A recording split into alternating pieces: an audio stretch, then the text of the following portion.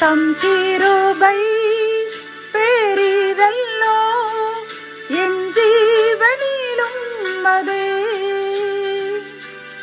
இம்மட்டும் காத்ததுவே இன்னும் தேவை கிருபை தாருமே இன்னும் தேவை கிருபை தாருமே. தேவனுக்கே மகிமை உண்டாவதாக.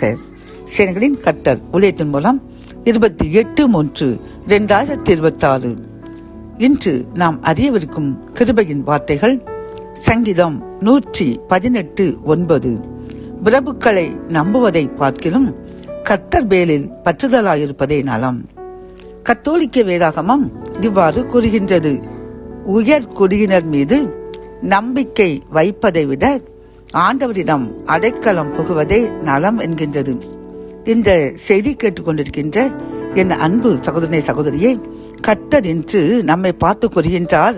நம் மனிதர்களில் பலர் பிரபுக்கள், அதாவது அதிகாரிகள், நமக்கு மேல்பட்ட உயர் அதிகாரிகளை நம்பி அவர்களை மகிமைப்படுத்த வேண்டும், அவர்களுடைய அன்பை பெற வேண்டும் என்று ஒரு சில தவறுகள் கூட அவர்களை மகிமைப்படுத்த அவர் நம்மை கனம் பண்ண வேண்டும் என்பதற்காக செய்து கொண்டிருப்போம். அப்படித்தானே?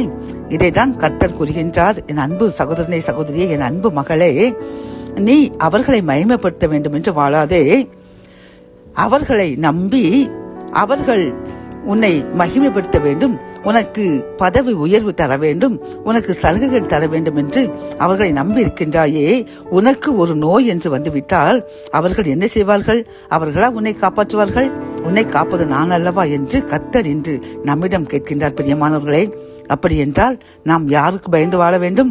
நமது அதிகாரிகளுக்கா அல்லது இறைவனுக்கா? நம்மை பாதுகாத்து ஆசீர்வதிப்பது மனிதனா இறைவனா? நோய் என்று வந்துவிட்டால் நம்மை பாதுகாப்பது, நமக்கு புத்துயிர் அளிப்பது, நம் நோய்களை குணமாக்குவது மனிதரா இறைவனா? நம் அதிகாரியா நாம் நேசிக்கும் இயேசுவா?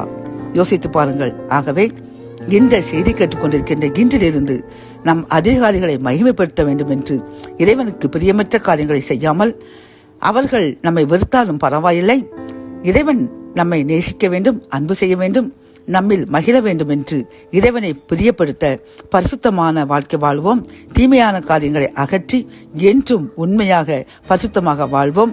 ஆசீர்வாதங்களை அளவில்லாமல் பெற்று நாமும் நம் சந்ததிகளும் என்றும் மகிழ்ச்சியுடன் இறைவனுக்கு பிரியமாய் அவருடைய ஆசீர்வாதத்துடன் வாழ்ந்து சுகித்திருப்போம். ஜெபம்.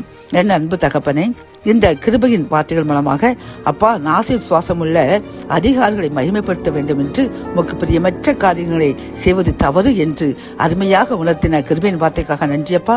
இந்த செய்தி கேட்டுக்கொண்டிருக்கின்ற நாங்கள் இன்றிலிருந்து மனிதர்களை, உயர் அதிகாரிகளை மகிமைப்படுத்த, உமக்கு பிரியமற்ற காரியங்களை இனி மனிதர் கூட செய்ய மாட்டோம் என்று உறுதியளிக்கின்றோம். எங்கள் உறுதியை ஏற்றுக்கொள்ளுங்க.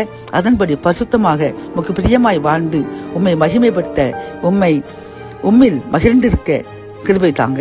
மீட்பர் இயேசுவின் முன் ஜெபம் கேளும் நல்ல தகப்பனே. ஆமென்.